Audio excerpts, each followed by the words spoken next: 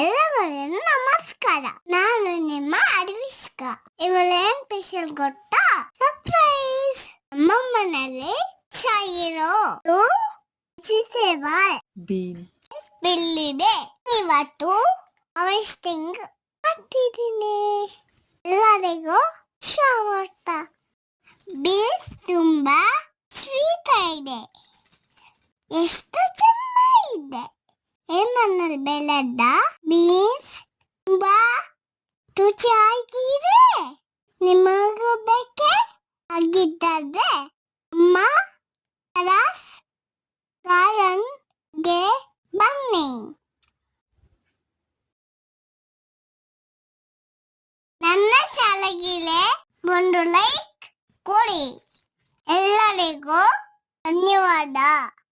Take care. Bye.